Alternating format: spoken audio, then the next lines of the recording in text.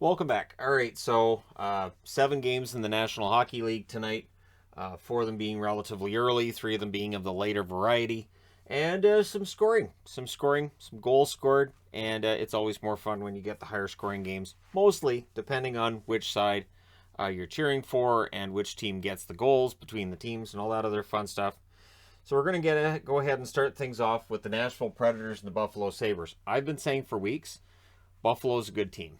And I still see the comments about how the franchise is terrible and everything's terrible and Buffalo's terrible and yada, yada, yada. The reality is the players they picked up in the Eichel deal are already making this team better. And I think there should be a good season for them next year. So it's Saros versus Anderson. They had the Rick Jeanneret ceremony before that and raised the banner.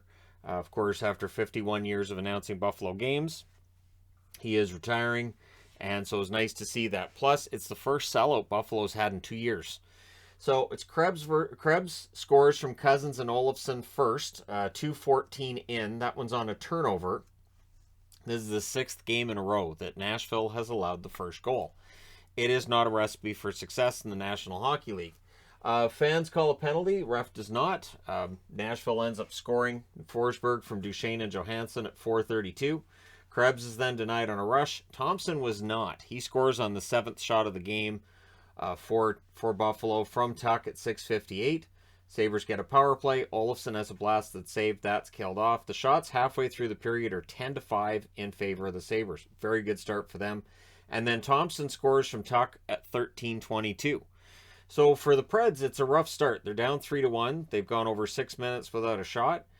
Sabres press with 3 minutes left, but the Preds go the other way and they score. It's McCarron who's suddenly hot for scoring here from Benning and Tolvanen at 17:23, and it was a nice tip by McCarron.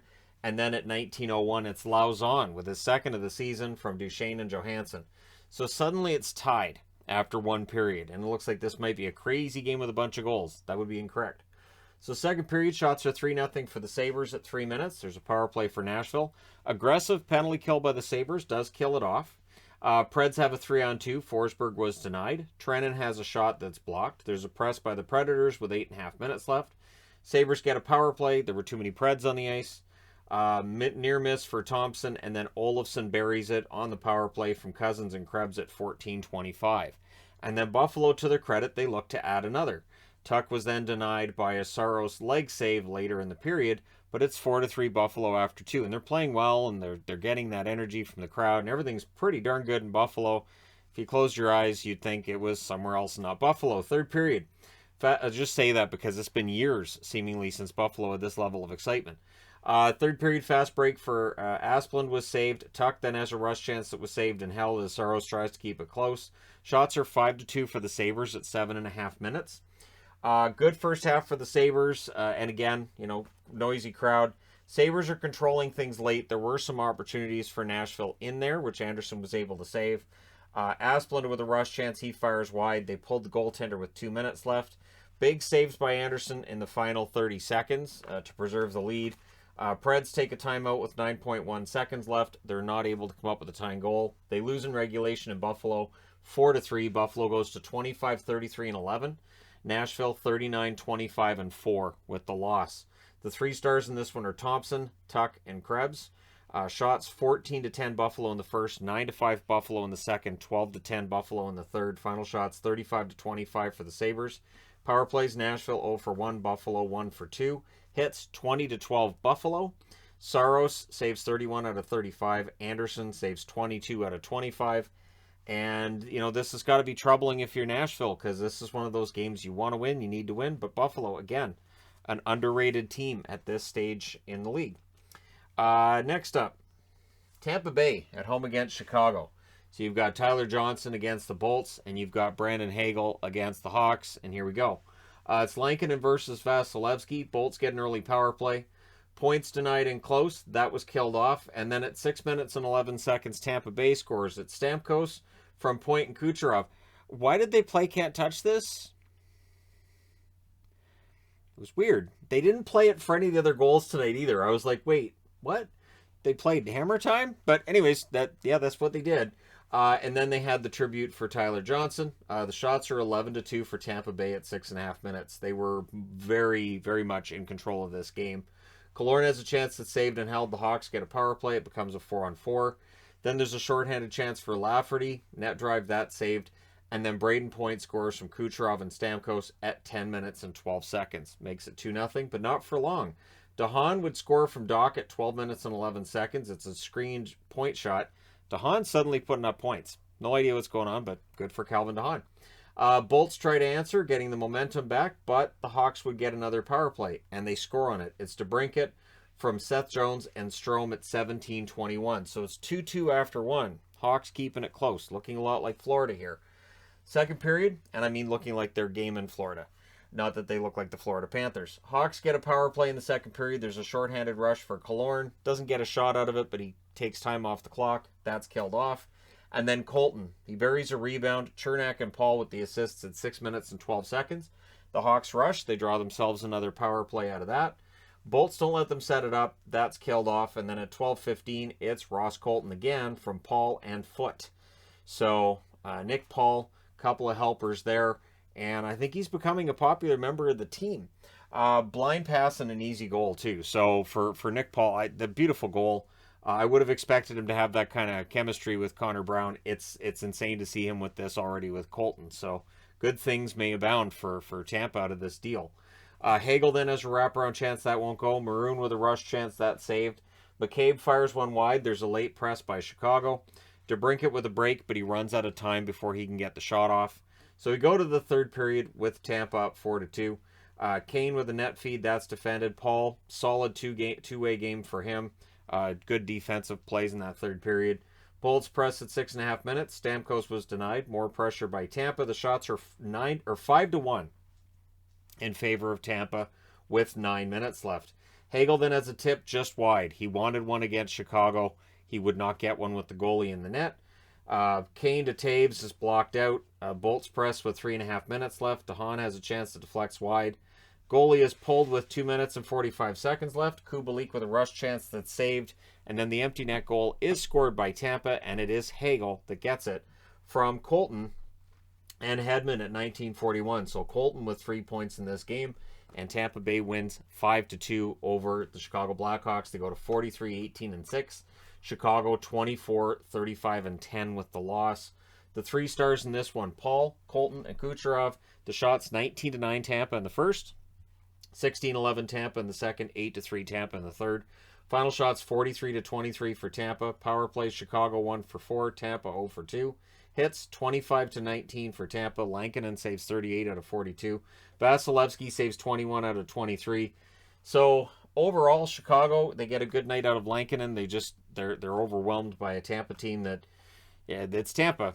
They're ramping things up. So, yeah. All right. Next up, Islanders in against the New York Rangers. What does Varlamov have over the Rangers, right? So it's Varlamov versus Shesterkin in this one. Early press by the Islanders. Rangers press. They were a crossbar away from the lead, and that's as close as they were going to get tonight. Cizikas would score from Pulock at 2 minutes and 40 seconds. So suddenly it's 1-0 for the Islanders.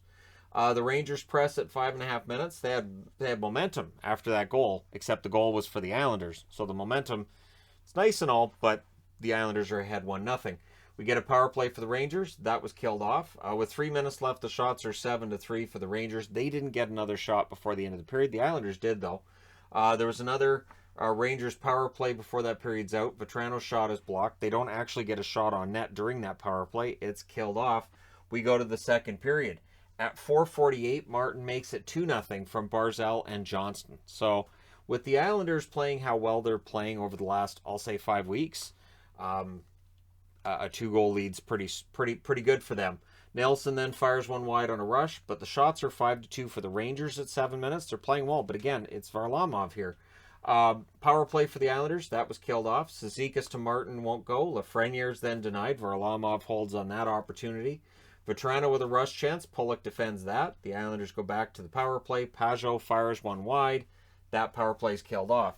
Trouba blasts one wide. The Rangers with some chances. Pajot's then denied on a fast break, and in the closing seconds, Bailey fires wide on a rush. So we're going to the third period with it 2-0 in favor of the Islanders. And they mentioned it's 11 periods now that at Madison Square Garden, Varlamov has not allowed a goal. Islanders also 23-2-2 when they lead after 2 periods. So they're very good if they have the lead after the second period.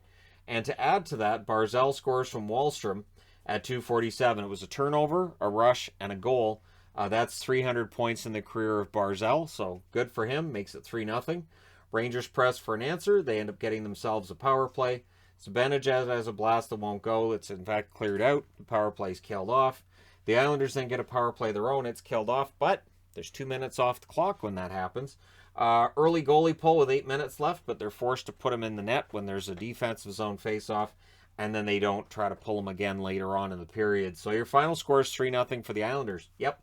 They go to 31-27-9 with the win. The Rangers drop to 44-20-5 with the loss. Your 3 stars in this one, Barzal, Varlamov, and Cizikas. Shots, 7-5 Rangers in the first, 12-7 Rangers in the second, 8-6 Rangers in the third. Final shots, 27-18 for New York, the Rangers, New York. Power plays, 0-4 for the Islanders, 0-3 for the Rangers. Both teams had 19 hits. Varlamov saves 27 shots for his 36th career shutout. Shesterkin saves 15 out of 18. So rough night for his save percentage. Not that this is on him, not in the slightest. Next up, the Ottawa Senators in against the Detroit Red Wings. It was Sogard making his NHL debut tonight against Nedeljkovic, rookie goaltender for Detroit. So 2 rookies in the net. Early chances for the Sens. Suter then has a net drive that saved. The Wings get a power play. And on it, Ottawa scores shorthanded. So it's Austin Watson from Joseph at 5:07. That's the first goal in 20 games for Austin Watson, so he's pretty happy with that. The Sens then kill the rest. The Sens then score again to make it 2-0, but there's a goalie interference challenge, and it works. It was the right call, and so it stays 1-0. The Wings' defense needs to be better. So on that play, I understand there's goalie interference on it, but still, there were some defensive breakdowns going on early in that game. And this is sort of a growing concern with Detroit as the season ends out. They're allowing more than 5 goals a game on average. It's the reason I got upset when the Canucks got shut out by them, because I watch every game and they don't do that to anybody else. So press by the Wings follows that. Rasmussen with a wraparound, that wouldn't go. Joseph's denied from the slot when Ottawa gets an opportunity. The Wings press with 7 minutes left. The Sens press a minute later. Nedeljkovic making saves there. Vrana with a net feed to Gagne, near missed there. That could have gone in if it had got there. So we go to the second period with Ottawa up 1-0. Foreman has a net drive that's defended, but then Raymond would score from Wallman at 2:18. It was a turnover, and it was a rebound on a rush, so really nice play there. So that makes it a 1-1 game. And then after that, Joseph is denied as the Sens press. Stützle fires wide on a rush opportunity for the Ottawa Senators. The Wings press at 8.5 minutes. The shots are 7-6 at that point in favor of Ottawa. Wallman goes end-to-end. Sogard saves on that, so no goal for Wallman there. Power play then for the Wings. Things get a little bit punchy. I was wondering, are we going to see 4-on-4? Nope, the Wings actually do come out of that with the power play. Sens do kill it off, and then they get a power play of their own. Brandstrom has a blast that's saved. That power play is killed off.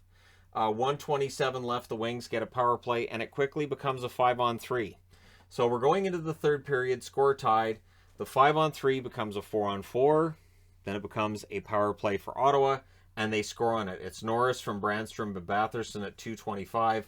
And then at 3:36, a little over a minute later, it's Joseph. He scores from Ennis and White. It's his first in 21 games or 22 games. It's been a while. So he gets a goal there. Wings call a timeout.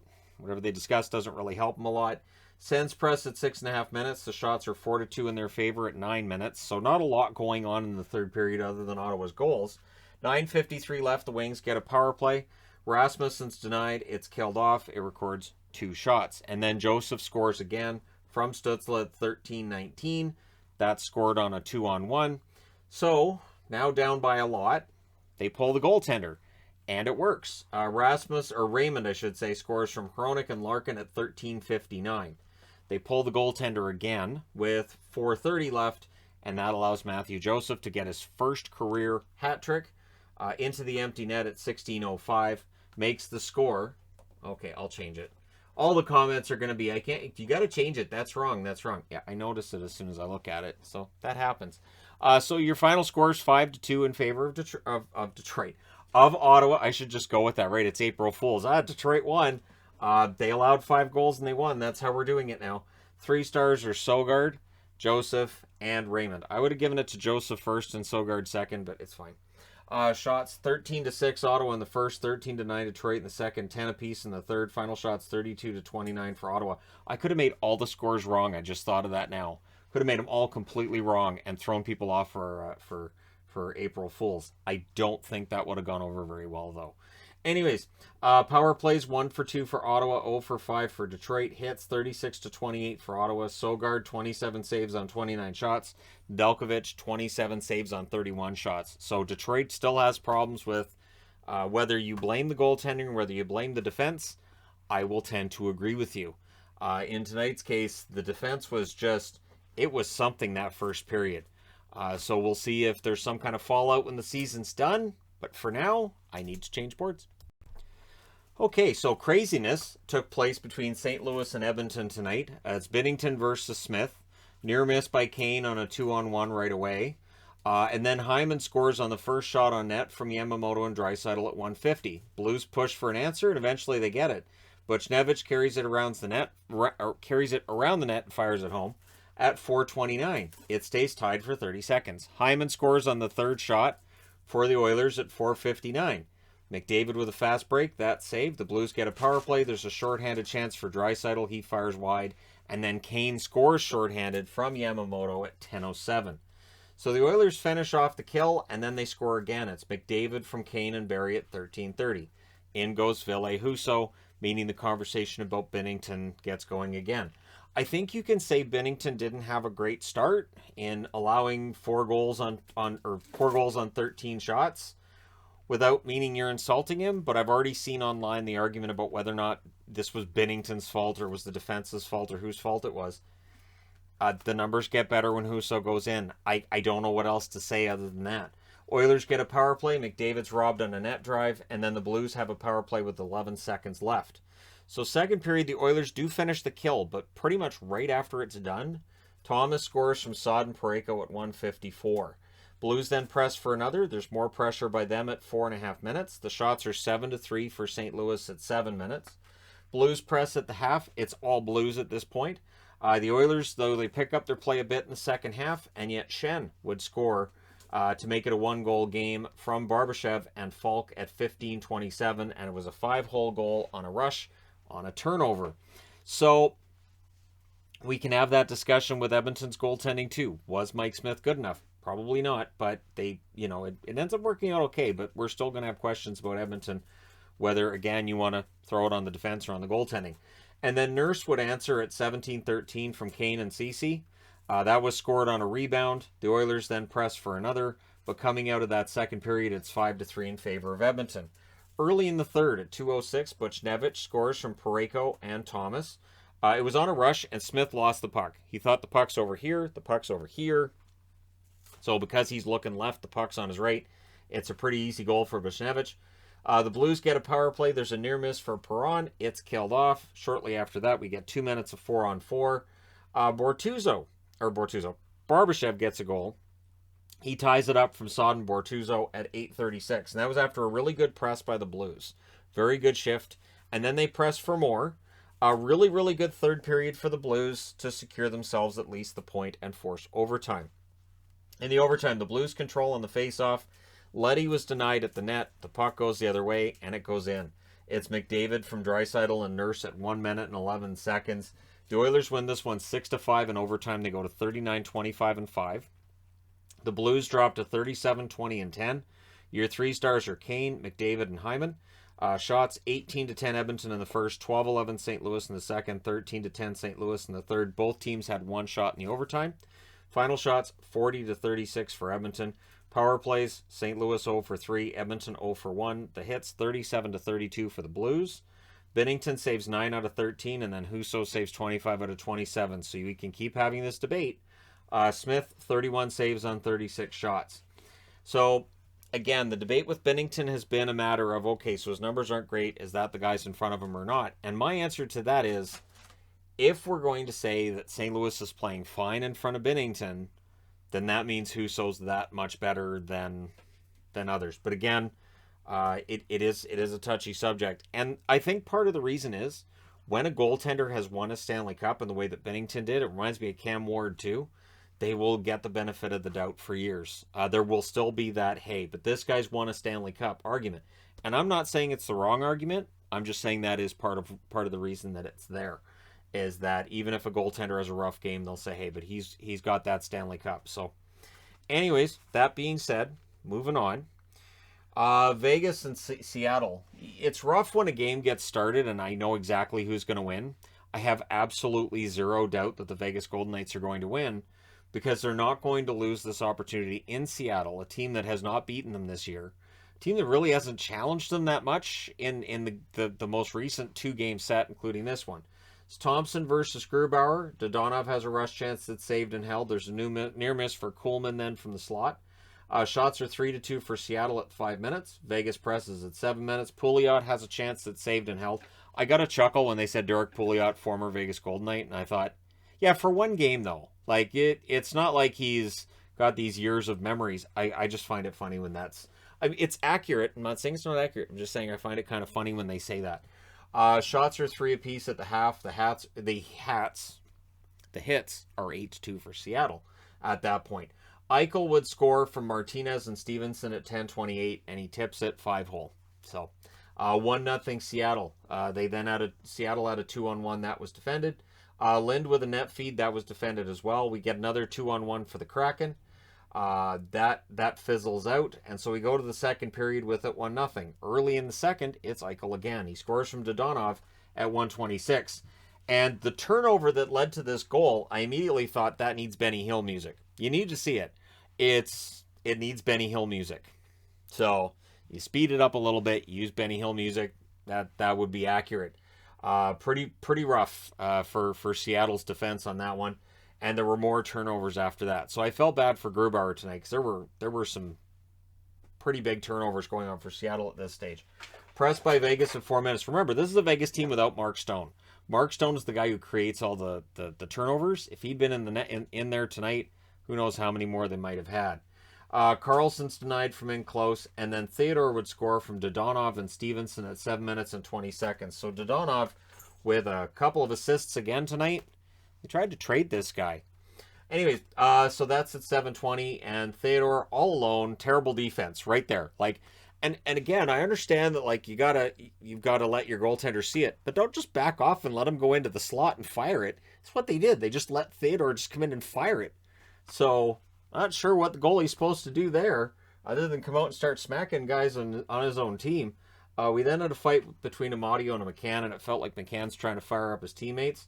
There was a lot of applause for this, but all I could think was, again, you've got your best goal scorer for Seattle out there starting a fight. I don't think that's the ideal. I don't think that's something that leads to great success. So, and Vegas will take that trade-off all night. Oh, you're taking McCann off the ice for 5 minutes while we lose Amadio for 5 minutes? We'll take that. Rask then has a rush chance that's saved. No real pressure by Seattle. And it already looked like this was going to be another shutout. I was like, okay, so Logan Thompson's totally getting another shutout here. We had a post for Marchessault. There's a delay game call. Gives Seattle a power play. That's killed off. There's a nice save on Donato at the end of it. Then we had a fight between Hutton and Gord. And so we go to the third period with it 3-0 Vegas. Roy has a wraparound that saved. Seattle had a 3-on-2 that fizzles out. Kuhlman's denied. Coughlin gets hurt on that play. The shots are 3-2 for Vegas at 6 minutes. Sprong's then denied on a rush. His next chance was covered up after that. And then Wenberg breaks the shutout. No back-to-back shutouts for Logan Thompson. From McCann and Borgen at 10:44. Kraken then had a 3-on-2 that was defended. Vegas rushes the other way. Sheahan has a chance that's saved and held. Vegas gets a power play. That's killed off. And then with 2:50 left, goalie pull by Seattle, which means Marchessault seconds later at 17:44 puts it in the net. So, at 18:22, Cole Lind scores from Donato and Pouliot, former Vegas Golden Knight, in case you don't know. And that's the second goal, so it's 4-2. So with 1:06 left, Seattle takes gets a power play. They also take a timeout. It's a 6-on-4, so Carlson hits the empty net. It's your empty net shorthanded goal from McNabb and Pietrangelo at 19:28. Vegas wins this one 5-2. They go to 38, 28, and 4. Jump past Dallas again. Dallas is in action tomorrow night in San Jose. Seattle 21, 41, and 6 with the loss. Your 3 stars in this one: Thompson, McCann, and Eichel. Your shots 8-5 Vegas in the first, 10-8 Seattle in the second, 13-10 Seattle in the third. Final shots 28-26 for the Kraken. Power plays 0-for-1 for Vegas, 0-for-2 for Seattle. The hits 31-9 for Seattle. So yeah, they out hit them. Thompson saves 26 out of 28. Grubauer saves 21 out of 24. And again, bad defense, horrible turnover. The 5-hole goal, maybe iffy, but yeah, this was an interesting one. All right, next up, last up, Anaheim. Anaheim finally gets it done, and they do it in no mercy fashion. So it's Stolarz versus Vejmelka. Michelli has a blast that's saved. Lundestrom would open the scoring from Terry and Schuster at 3:38. And that one went through Vejmelka, and it was the third shot. So, pretty good start for Anaheim. Crossbar then for Kirkoni, Coyotes press. The shots are 4-1 for the Ducks at 7.5 minutes. Mayhew then makes it 2-1 from Comtois at 7:41. So that's the 5th shot. Grant then tries for another. Kirkoni in alone. Kick saved by Stolarz. So Carconi's been prominent in these games for Arizona. We'll see whether or not he's able to parlay that into a job next season. And then Zegras with the lacrosse goal. What's funny is Milano's right next to the net, so you can see Milano like trying to stay out of his way as he lacrosses it from Terry and Fowler at 9:42. Now, I've already seen the hockey gatekeepers who say this goal shouldn't be allowed and this is terrible for the game and, oh, it's just ridiculous. But we don't see a lot of guys do it. We don't see it that often. And it's an exciting goal. And there's nothing illegal about it. It's not against the rules. So it's that whole, we don't want to have fun. We don't like it. We don't like it. So it's an interesting goal, and it does change the way that you have to defend against a guy like Zegras. And I think, Andrei Svechnikov in Carolina as well, at some point, I think he'll be putting it in the same way just as often. Kozanosh was in, though, and honestly, I don't blame Vejmelka on the Zegras goal. The first 2, though, especially that one from Lundestrom, not great. But Kozanosh fared better. Kessel has a chance to block. No luck for the Coyotes in this one. So we go to the second period. We get 2 minutes of 4-on-4 to start the second period. Early press by the Ducks. They don't get any shots out of it, though. Schmaltz then has a shot tipped wide. The shots are 4-0 Coyotes at 4.5 minutes. The Ducks get a power play. We then get 1 minute and 43 seconds of 4-on-4. Everything gets killed off, and Fowler scores from Lundestrom and Drysdale at 5:44. The Ducks go back to the power play. That's killed off. Coyotes press at 9 minutes. The shots are 8-4 for the Ducks with 6.5 minutes left. Milano has a blast that's kicked aside. Kessel's denied then on a rush. Last minute, there's a press by the Coyotes, but it's 4-0 after 2. Third period, Fasching fires high on a rush, or fires wide on a rush, I should say. The Coyotes press at 4 minutes. Simone has a chance that's saved and held, but then Lundestrom gets his second goal of the game to go with an assist from Aston Reese and Grant at 7:25. Ghost is denied as the Coyotes try to answer. And then we had Carrick versus Carconi, and they start fighting, and a linesman jumps in immediately while they're still throwing the initial punches. I don't like it. I don't like it because, one, what that means is you're now pinning one guy down to get punched by somebody else, and because the fight's just starting, and 2, the odds of a linesman getting hurt in this situation, to me, it's pretty high.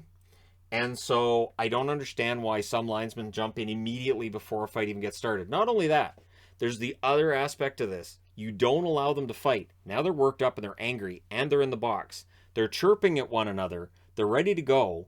And their teammates are probably watching this and going, I'm mad too. So, that being said, the ref also said Phoenix when he was calling the penalties, so he knows something we don't know. The Coyotes do come out of it with a power play, whether they're Phoenix or Arizona. That's up to the ref to decide. Then a brawl breaks out with 5:37 left, and Troy Terry gets busted open during that, and he has to go off for stitches. So, I mean, I can't prove that the brawl had something to do with the fact they didn't let the guys fight earlier, but when everybody's brawling, you could see that same linesman just diving over someone. it's weird. So, again, I think a linesman's going to get hurt at some point. I understand that the NHL doesn't like staged fights. I understand they're trying to prevent injury, and I agree. But you've got to at least let them get those punches in and start to get tired, and then you jump in. I've always thought that's how it's handled. Two guys square off, the linesman let them go, and as soon as one looks tired or one really tags the other, you jump in and you stop it. This jumping in before they even start throwing punches, again, I think is more dangerous. Late power play then for the Ducks, that's killed off. Zegras was denied from in close in the last minute. The Ducks win this one 5-0. They snap an 11-game skid. They go to 28, 30, and 12 with the win. The Arizona Coyotes 27, 42, and 5 with the loss. Your 3 stars are Zegras, Lundestrom, and Stolarz. Shots 15-7 Anaheim in the first, 10-8 Anaheim in the second, 12-7 Anaheim in the third. Final shots 37-22 for Anaheim. Power plays, Anaheim goes 0 for 4, Arizona 0 for 1. Hits 39-19 for Arizona. Stolarz saves all 22 shots for his 6th career shutout. Vejmelka saves 6 out of 9, and Kozanosh saves 26 out of 28. Good in relief, but when you don't get goal support, it doesn't really matter. Anyways, let me know your thoughts, especially regarding the whole linesman jumping in thing. How do you feel about that? Don't forget to hit like and subscribe if you're browsing your way through. You just happen upon this video. And while you're at it, let me know what you think of the lacrosse goal too, because I know it is divisive. I think it's good. I think it's a nice highlight reel goal, and it's fun. But let me know your thoughts. Thank you guys so much for all your support. I will talk to you again soon.